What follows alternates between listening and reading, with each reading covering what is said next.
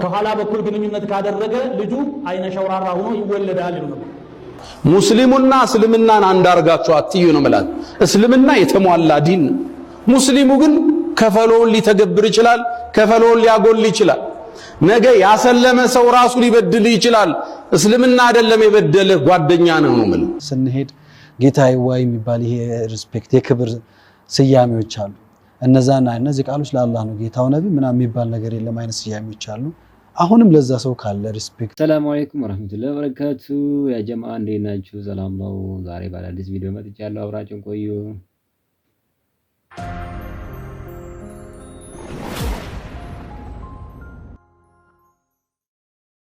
ነቢ ዘይኔ ላይ ሼክ ሚስባህ ዳና ያዘጋጁት ላይ ነቢ መሸሻዬ ጌጤ መኮንን ሲል እንዴት መሸሻ ነቢን ታደርጋለህ? ይሄ አሁን ቃሉ አስፈላጊ አይደለም እንዴ?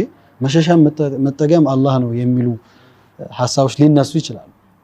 የቂያማ ቀን ያ ሁላ ሰው ደንብሮ አስታራቂ ሲፈልግ አላህ Subhanahu Wa Ta'ala ሸፋዓነት ደረጃ የሰጣቸው ለነብዩ ሰለላሁ ዐለይሂ ወሰለም ነውና ያ ሁላ ሰው ወዴት ይሄዳል ማለት ነው? ወደ ነብዩ ይሄዳል። ምልጃ አማላጅ ስለሆኑ መቼም በዚህ የማይስማማ ሙስሊም የለም ብዬ አላስብምና ከዛ አንፃር እንደዚህ አይነት ሐሳቦች ሲኖርበት አንዳንድ ሰው እንግዳ ይሆንበታል ቃሉ።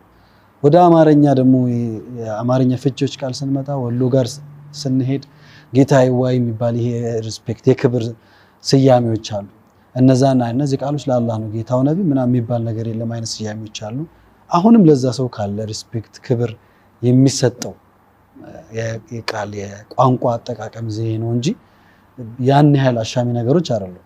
በተለይ እንደዚህ አይነት ጥያቄዎች ሲመጡ ደግሞ ጠጋ ብሎ ምንድነው ለማለት የተፈለገው የሚለውን ሐሳብ ወይም ጥያቄ መጠየቅ አስፈላጊ ነው እንጂ እንደዚህም ብለው በደፈና ተረድተን የሆነ የራሳችን ሐሳብ ሰዎች ላይ መጫን አለብን ብዬ አላስብም። የተለያዩ ሰሃቦች ነብዩን በጣም በቃ እያመሰገኑ እያከበሩ እያላቁ ያወድሷቸው ነበር እና ሐሰን ኢብኑ ታቢት ረዲየላሁ ዐንሁም። ወደዚህም ስንመጣ እና ኢማም ቡሰይሪ በጣም በሚገርሙ አገላለጾች ይገልጿቸው ነበር።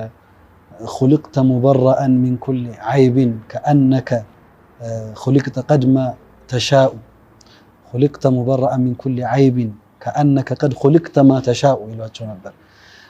አላህን እንደዚህ አድርገህ ፍጠረኝ ያልኩ ይመስል እንደዛ አድርጎ ፈጥሮሃል ከምንም ነገር ከዓይብ አጽድቶ እንደዚህ አይነት ጠንከር ያሉ ግጥሞችን ይጠቀሙ ነበርና ለነብዩ ሰለላሁ ዐለይሂ ወሰለም ያው ምንድነው ዋናው እንትኑ እንደ አላህ Subhanahu Wa Ta'ala ነብዩን ያወደሰም የለም። አንድ ትልቅ ሰው እንደውም የሚናገሩት ነገር አለ። የኔን መንዙማ ሰማሁና በጣም እንትን አልኩት የአላህን መንዙማ ሰሰማ ይላሉ። ማለት ለማለት የፈለጉት አማርኛ በጣም ከባድ ነው። አንድ ሰው اللهم صل على محمد ብሎ ሰላዋት ሲያወርድ በራሱ አያወርድ። መጀመሪያ አላህን ነው اللهم ብሎ ነው አላህን ነው አውርድ የሚለው። ምክንያቱም እንደ አላህ Subhanahu Wa Ta'ala ነብዩን ያወደሰ ነብዩን ያሞገሰ ነብዩን ያላቀ የለም ዓለም ላይ ማለት ነው። ያው ለኛ ደግሞ ትሩፋቱ ነው። ለምን በእሳቸው መምጣት አላህ Subhanahu Wa Ta'ala በቃ ተደሰቱ። የእሳቸው መምጣት ብዙ ነገሮችን ለኛ የከፈተልን ቀንም ስለሆነ ማለት ነው። ከዛ አንፃር እኚህ ታላቅ ነብይ ሐታ አንቢያዎች እንኳን እኮ ለነብዩ ሰለላሁ ዐለይሂ ወሰለም ያላቸውን ነገር በተለያየ አጋጣሚ ቂሳዎች ላይ እንሰማለን። ሰይድና ሙሳ ኡመት ልሁን ይል ነበር ከነብይነት ደረጃ ወርዶ ማለት ነው። ምን ያህል የታደለን ኡማዎች ስለሆነ አላህ የሰጠን ትሩፋት ስለሆነ በመንዙማዎቻችን ውስጥ በመድሖች በዜማዎቻችን ውስጥ በግጥሞቻችን ውስጥ ነብዩ ሰለላሁ ዐለይሂ ወሰለም ምን ተጠቀማቸው አማርኛዎች ይህን ያህል ከአላህ ጋር ወደ ማጋራት ከአላህ ጋር ወደ ማሻረክ የሚወስዱ ነገሮች አይደሉም። እንዳልኩ ከተሰማ በኋላ ዘሎ ማህበረሰቡ ላይ ዳዕዋ ከማድረግ ምን ለማለት ተፈልጎ ነው የሚለውን ማጤን ያስፈልጋል። ይህ ንግግር እንደ ሙአዝ ብዙ ጊዜ በሚያወጣቸው መንዙሞች ለምትተቹ ሰዎች በቂ መልስ ነው ብዬ አስባለሁ። ሙአዝ እያንዳንዱ መንዙማ እያንዳንዱ ቃላት ከተመረመሩና ከታዩ በኋላ እንጂ ዝም ብሎ ቃሉን ብቻ ይዞ ሰውን መተቸት እንደማያስፈልግና እሱም በዚህ ልክ ተረድቶ መንዙማ ያወጣ ከሆነ ከአንድ ዳኢ የተሻለ ዳዕዋ ያደረገ እንደሆነ መረዳት እንዳለብን ያሳይ። ሙስሊሙና እስልምናን አንዳርጋችሁ አትዩ ነው ማለት። እስልምና የተሟላ ዲን፣ ሙስሊሙ ግን ከፈሎውን ሊተገብር ይችላል፣ ከፈሎውን ሊያጎል ይችላል። ነገ ያሰለመ ሰው ራሱ ሊበድል ይችላል። እስልምና አይደለም የበደልህ ጓደኛ ነው ማለት። እስላም ምሉ ውብ ዲን ነው። ከእስልምና ላይ ግን አዘጋገናችን ይለያያል። ወሚንሁም ሙቅተሲድ ወሚንሁም ዛሊሙን ሊነፍሲህ ወሚንሁም ሳቢቁን ቢልኸይራት በኸይር የተስፈነጠሩ አሉ፣ ጥጋቸውም አይደረስ። መካከለኞች አሉ። እንደኛ ደግሞ ነፍሱን ይበደላል። ነፍሱን የበደለው ሲያገኘህና ብር ሰጠኸው ሊወስድ ይችላል፣ ሊዋሽህ ይችላል፣ ሊያማህ ይችላል። ያኔ ሙስሊሙ እንጂ እስልምና አይደለም የበደለ። መልእክቴ አንድ ነው። የእስልምና ዘብ እንሁን፣ ጠበቃ እንሁን። ኢስላም በእኛ በኩል እንደይጠቃ እኛን ሰው ሲያይ እስልምናን የሚቀበልባቸው ምክንያቶችን ነው። ኡስታዝ ያሲን ኑሩ ማስተላለፍ የፈለገው ምንድነው? ሙስሊሙ የሚያሳየው ባህሪ እስልምናን አይወክልም ነው ሁሉ የሚያሳየው። ምክንያቱም አንዱ ጫፍ የወጣ በጣም ጎበዝ አለ፣ ሃይማኖቱን ያስከበረ ሃይማኖቱን የሚመጥን ስራ የሚያደርግ ማለት ነው። አንዱ ደግሞ አለ ምንም ለሃይማኖቱ የማይመጥን ነገር የሚያደርግ አለ፣ መካከለኛ ማለት። ስለዚህ ሃይማኖቱ ሙሉ ነው፣ ሰው ማሟላት አልቻለም እንጂ።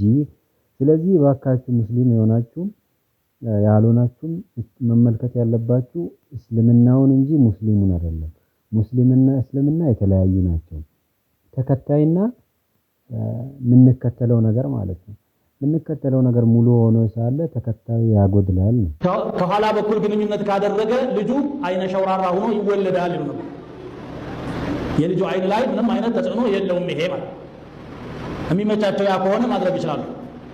ሴቶቻችሁ እርሻዎቻቸው ናቸው። ሰው እርሻ ሲያርስ የሚፈልገው ምርት ነው።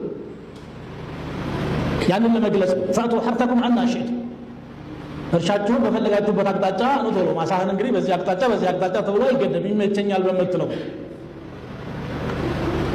አሁንም ግንኙነት ሲደረግ የሁለቱ ሰዎች ስምምነት ነው ፖዚሽኑን የሚወስነው እንጂ እንዲህ አይነት ዳዕዋ ለህፃናት ፊት ለማድረግ ተገቢ ነው ብላችሁ ታስባላችሁ? ወደ ዋናው ከመሄዳችን በፊት ወደ ዋናው ሲሄድ አንድ ሰው ከኋላ ግንኙነት ተደርጎ የሚረገዝበት የትኛውም ሳይንስም የቁርአን አንቀጽም የለም። ሁለተኛ ደግሞ አይነ ሸውራራ ይሆናል የሚሉት ሲጀመር አይገናኝም እኮ። ሲጀመር ዘሩ ራሱ አይገናኝም። ዘር ያለው ማህፀን ላይ ግንኙነት ከኋላ ተደርጎ ይረገዛል። እንዴት ሆኖ?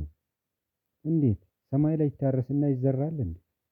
መሬት ላይ አፈር ላይ ነው። እናንተ ሐሳባችሁ اللهم اعز الاسلام والمسلمين واذل الشرك والمشركين اللهم انت ربي وحدك لا شريك لك